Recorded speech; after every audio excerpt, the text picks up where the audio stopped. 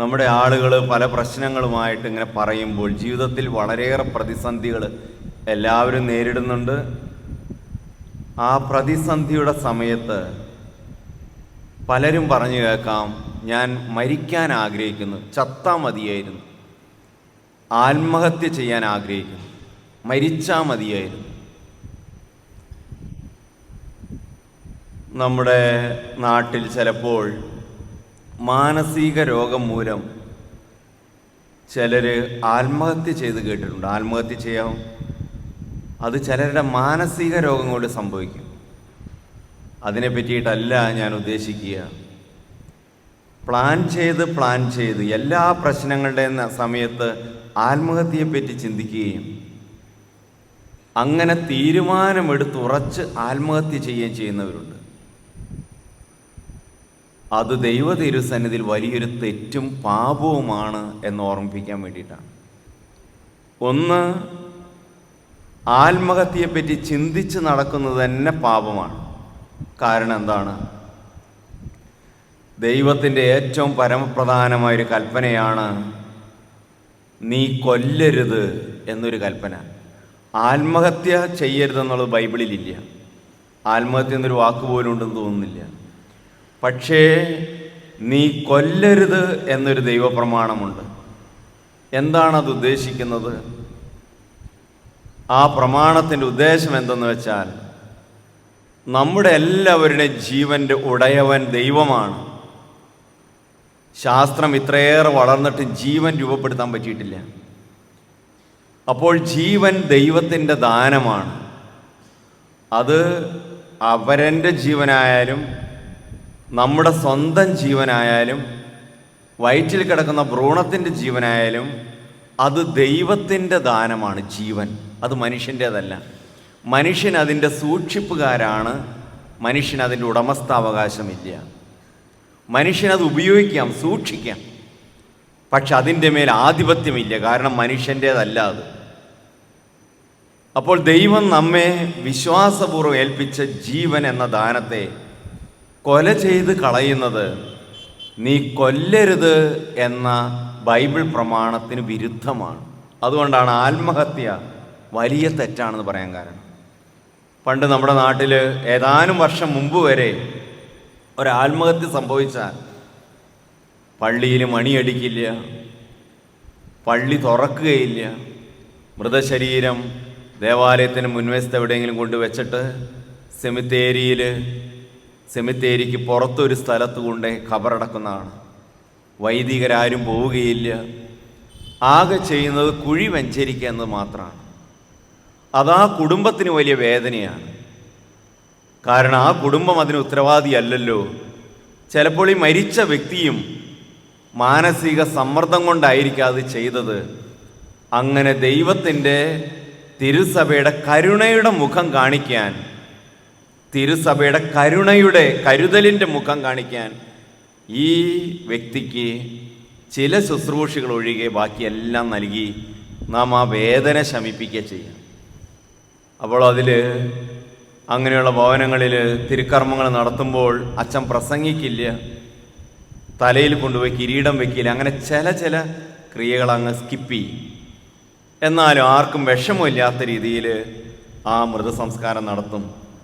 അതെങ്ങനെ നടത്തിയാലും എന്തുകൊണ്ട് ഈ പാപം നാം ചിന്തിക്കരുത് എന്ന് പറയാൻ കാരണം, ഏത് പ്രശ്നം ഉണ്ടായാലും നമ്മുടെ എല്ലാവരുടെയും ജീവിതത്തിൽ ഇന്നല്ലെങ്കിൽ നാളെ ഇതുപോലെ ഗുരുതര പ്രശ്നം ഉണ്ടാകും. അതിന് പരിഹാരം ആത്മഹത്യയാണെന്ന് ചിന്തിക്കരുത്. കാരണം ചിന്തിച്ചു കഴിഞ്ഞാൽ എപ്പോഴും പ്രശ്നം വരുമ്പോൾ നമ്മുടെ അടുത്ത ഉത്തരം അതിൻ്റെ പരിഹാരമായ ആത്മഹത്യയെ പറ്റിയിട്ടായിരിക്കും. ഒരു ആത്മഹത്യ ചെയ്യുന്ന വ്യക്തി പല പ്രാവശ്യം അതിനു മുമ്പ് അതിനെപ്പറ്റി ചിന്തിച്ച് പ്ലാൻ ചെയ്തിട്ടുണ്ടാകും. പെട്ടെന്ന് എടുക്കുന്നൊരു തീരുമാനമല്ല. അതുകൊണ്ടാണ് കുടുംബത്ത് പ്രശ്നം ഉണ്ടാകുമ്പോഴെല്ലാം തമാശയ്ക്ക് പോലും ഞാൻ ആത്മഹത്യ ചെയ്തു കളയും എന്ന് ചിന്തിക്കരുത്. അതെന്താണത് പാപമാവാൻ കാരണം? അതൊന്ന് ആ പ്രവൃത്തിയിലേക്ക് നയിക്കും. മറ്റൊന്ന് നാം ചിന്തിക്കണം, നമുക്കിഷ്ടമില്ലാത്ത ഒരാളെ കൊല്ലാൻ നാം പ്ലാൻ ചെയ്യുന്നു, അതിനുള്ള കരുക്കൾ നാം ഒരുക്കുന്നു, നാം അതിന് പ്ലാനുകൾ തയ്യാറാക്കുന്നു, അതിന് ഉപയോഗിക്കേണ്ട ഉപകരണം എന്താണെന്ന് കണ്ടുപിടിക്കുന്നു, ആളുകൾ കാണാതെ എങ്ങനെ ഈ കൊലപാതകം ഒപ്പിക്കാമെന്ന് നാം ചിന്തിക്കുന്നു. തെളിവ് എങ്ങനെ നശിപ്പിക്കാമെന്ന് കരുതുന്നു. അങ്ങനെ പ്ലാൻ ചെയ്ത് വേറൊരാളെ കൊന്നാൽ ആ പ്ലാനിങ് തന്നെ പാപമാണ്. അതുപോലൊരു പാപമാണ് ആത്മഹത്യ, നമ്മെ തന്നെ കൊല്ലാൻ പ്ലാൻ ചെയ്ത് നടക്കുന്നത്. അതൊരിക്കലും ചെയ്യാൻ പാടില്ല. എന്തുകൊണ്ടത് പാപമാവുന്നെന്ന് പറഞ്ഞാൽ, പണ്ട് ഒരു കള്ളൻ അയാളെ പോലീസ് ഓടിക്കുകയാണ്. പോലീസ് ഓടിച്ച് പോകുന്ന വഴിക്ക് വലിയൊരു ലോറി വരുന്ന കണ്ട് അയാൾ ലോറിയുടെ മുമ്പിലേക്ക് എടുത്ത് ചാടി ആത്മഹത്യ ചെയ്തു. എന്താണ് അയാളുടെ പ്രവൃത്തി കാണിക്കുന്നത്? അയാൾ ആ കള്ളനിൽ നിന്ന് പോലീസിൽ നിന്ന് രക്ഷപ്പെട്ടു. പക്ഷേ ഈ ജീവിതത്തിൻ്റെ അപ്പുറം എന്നെ വിധിക്കുന്ന ഒരു ദൈവമുണ്ട് എന്ന് ചിന്തയുണ്ടായിരുന്നെങ്കിൽ ആ വ്യക്തി ആത്മഹത്യ ചെയ്യുമായിരുന്നു. എനിക്ക് പോലീസിൽ നിന്ന് രക്ഷപ്പെടാൻ പറ്റി, പക്ഷെ എൻ്റെ ദൈവത്തിൽ നിന്ന് രക്ഷപ്പെടാൻ പറ്റുമെന്ന ചിന്ത. പക്ഷെ അയാളെ ആ സമയം നയിച്ചത് എന്താണ്? മരണത്തിൻ്റെ അപ്പുറം ഒന്നുമില്ല, ദൈവമില്ല, അന്ത്യവിധിയില്ല, ജീവിതമില്ല എന്ന മനുഷ്യൻ്റെ അവിശ്വാസത്തിൻ്റെ ഏറ്റവും വലിയ പ്രകടനമാണ് ആത്മഹത്യ. മനുഷ്യൻ്റെ ദൈവവിശ്വാസമില്ലായ്മയുടെ ഏറ്റവും അവസാനത്തെ പ്രകടനം. അതും നമ്മുടെ രക്തസാക്ഷിത്വം തമ്മിലുള്ള വ്യത്യാസം എന്ത് ഭയങ്കരമാണ്. നിങ്ങൾ ചിന്തിച്ചേ, എന്താണ് രക്തസാക്ഷിത്വം? വിശുദ്ധ പൗലോസ്ലീഹ കഴുത്ത് വെട്ടാനായിട്ട് വിട്ടുകൊടുത്തു. തോമാസ്ലീഹ കുന്തം കൊണ്ട് കുത്തേറ്റ് മരിച്ച്. രക്തസാക്ഷിത്വം ചെയ്യുന്ന വ്യക്തിക്കറിയാം മരണത്തിൻ്റെ അപ്പുറം ഒരു ജീവിതമുണ്ട്. കർത്താവിന് വേണ്ടി എൻ്റെ തല പോയാലും എനിക്ക് കുഴപ്പമില്ല. അതാണ് രക്തസാക്ഷിത്വത്തിൻ്റെ മഹത്വം. അത് ഈ ജീവിതത്തിൻ്റെ അപ്പുറം ദൈവമുണ്ട്, നിത്യജീവിതമുണ്ട് എന്ന ബോധ്യത്തിൽ നിന്നാണ് രക്തസാക്ഷിത്വം ഉണ്ടാവുന്നത്. എന്നാൽ ആത്മഹത്യ ഉണ്ടാവുന്നതോ ഈ ജീവിതത്തിൻ്റെ അപ്പുറം ഒന്നുമില്ല എന്ന അവിശ്വാസത്തിൻ്റെ പ്രകടനമാണത്. അത് രക്ഷപ്പെടലാണ്. ഇനി മറ്റൊന്നുള്ളത്, ആത്മഹത്യ എന്നത് സ്വാർത്ഥതയുടെ ഏറ്റവും വലിയ പ്രകടനമാണ്. കാരണം ആ വ്യക്തി ചിന്തിക്കുകയാണ്, എൻ്റെ പ്രശ്നങ്ങൾ മരണത്തോടെ അവസാനിക്കും, പക്ഷേ ആ കുടുംബം അനുഭവിക്കുന്ന വേദന, മക്കൾ അനുഭവിക്കുന്ന വേദന, സഹോദരങ്ങൾ അനുഭവിക്കുന്ന വേദന, അവർക്ക് നേരിടുന്ന അപമാനവും ദുഃഖവും കണ്ണീരും ഈ വ്യക്തി ഗവനിക്കുന്നില്ല. എന്ന് വെച്ചാൽ എനിക്കൊരു പ്രശ്നമുണ്ട്, അത് മറ്റുള്ളവരുടെ തലയിൽ വെച്ചിട്ട് എസ്കേപ്പ് ചെയ്യുക, സ്കൂട്ടാവുക, രക്ഷപ്പെടുക. ഇതാണ് ആത്മഹത്യ ചെയ്യുന്നവർ ചിന്തിക്കുന്നത്. അപ്പം എൻ്റെ പ്രശ്നം എൻ്റെ കുടുംബത്തിൻ്റെ മേലും മക്കളുടെ മേലും ആക്കിയിട്ട് ഞാൻ എങ്ങനെയെങ്കിലും ഒളിച്ചോടി പോവുക എൻ്റെ പ്രശ്നത്തിൽ നിന്ന്. അതൊരു സ്വാർത്ഥതയുടെ ഭാവമാണ്. അതുകൊണ്ട് ആത്മഹത്യ ചെയ്യുന്ന വ്യക്തി, അതിനെപ്പറ്റി ചിന്തിക്കുന്നവർ സ്വാർത്ഥതയുടെ പ്രതീകങ്ങളാണ്. അതിനാൽ തന്നെ അത് പാപമാണ്. മറ്റൊന്നുള്ളത്, നാം എല്ലാവരും അറിഞ്ഞിരുന്നു കൊള്ളണം, നമ്മുടെ എല്ലാവരുടെയും ജീവിതത്തിൽ പല പ്രലോഭനങ്ങളുണ്ടാവും. നാം മരിക്കുന്ന വല്ല പ്രലോഭനങ്ങൾ നേരിട്ട് ജീവിക്കേണ്ടവരാണ്. ചിലർ ആത്മഹത്യയെ പ്രതികാരത്തിനുള്ള വഴിയാക്കി മാറ്റും. എന്താണ്? എൻ്റെ ഭർത്താവിൻ്റെ വീട്ടിൽ എനിക്ക് സന്തോഷം ഉണ്ടായില്ല, അതുകൊണ്ട് ഞാൻ ആത്മഹത്യ ചെയ്യുന്നു. പരീക്ഷയിൽ തോറ്റു, അതുകൊണ്ട് ഞാൻ ആത്മഹത്യ ചെയ്യുന്നു. അല്ലെങ്കിൽ ഒരു വ്യക്തി എന്നെ ഈ രീതിയിൽ അപമാനിച്ചു, ഞാൻ ആത്മഹത്യ ചെയ്യുന്നു. അയാൾക്കെതിരെ നോട്ട് എഴുതി വെച്ചിട്ട് മരിക്കുക. അപ്പോൾ പോലീസ് അയാളെ അറസ്റ്റ് ചെയ്തോളും, പിടിച്ചോളും, അയാൾ കുടുങ്ങി നടക്കട്ടെ എന്ന് കരുതിയിട്ടൊരു തരം ആത്മഹത്യ. അത് കോടതി പറയുമായിരിക്കും, ഈ വ്യക്തി മറ്റേ ആളെ ശിക്ഷിക്കണം, അയാൾ പ്രേരണാകുറ്റം ചെയ്തിരിക്കുന്നു, പ്രേരിപ്പിച്ചിരിക്കുന്ന ആത്മഹത്യക്ക് വേണ്ടി, അതുകൊണ്ട് പിടിക്കണം എന്ന് കോടതി പറയും. പക്ഷെ എന്താണ് ദൈവത്തിൻ്റെ നിയമം? ഈ കോടതി വിധിക്കുന്ന പോലെ ആയിരിക്കില്ല ദൈവം വിധിക്കുക. കാരണം ഈ ലോകത്ത് എന്ത് പ്രലോഭനം ഉണ്ടായാലും ബൈബിൾ പറയുന്നുണ്ട്, നിന്റെ ശക്തിക്ക് അതീതമായൊരു പ്രലോഭനമുണ്ടാവാൻ ദൈവം സമ്മതിക്കുകയല്ല. അപ്പോൾ ഈ ലോകത്ത് എന്തൊക്കെ പ്രലോഭനം ഉണ്ടായാലും അതിനെ അതിജീവിക്കാനൊരു ശക്തി ദൈവം നമുക്ക് തരുന്നുണ്ട്. അതുകൊണ്ട് നാം പ്രലോഭനത്തിന് വശംവദരായി ആത്മഹത്യ ചെയ്യുന്നു എന്നത് ഒരു രീതിയിലും ആത്മഹത്യ എന്ന കൊലപാതകത്തെ നീതീകരിക്കുകയില്ല. അതുകൊണ്ട് നമ്മുടെ എല്ലാവരും ജീവിതത്തിൽ പ്രതിസന്ധിയും പ്രശ്നം ഉണ്ടാവുമ്പോൾ ഒരു കാരണവശാലും നമ്മുടെ ആത്മാവിനെ കൊന്നുകളയാം എന്ന് മാത്രം ചിന്തിക്കരുത്. അത് ദൈവവിരുദ്ധമാണ്, പാപമാണ്, മാരകമായ തെറ്റാണ്. യൂദാസിന് പറ്റിയ അബദ്ധം അതാണ്. യൂദാസ് തെറ്റ് ചെയ്തു, പത്രോസും തെറ്റ് ചെയ്തു.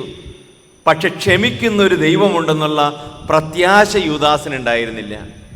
അതുകൊണ്ട് യൂദാസ് എന്നൊരു പുണ്യവാനല്ല, അദ്ദേഹത്തിന് അൾത്താരയിലില്ല. മറ്റെല്ലാ സ്ലിഹന്മാരും തെറ്റ് ചെയ്തവരാണ്, അവരെല്ലാവരും ഇന്ന് അൾത്താരയിലുണ്ട്, ദൈവത്തോടൊപ്പമുണ്ട്. പക്ഷെ യൂദാസിനെ അവിടെ നമുക്ക് വെക്കാൻ പറ്റുന്നത് കാരണം യൂദാസ് സ്വയം കൊല ചെയ്ത ആളായിട്ട് മാറി.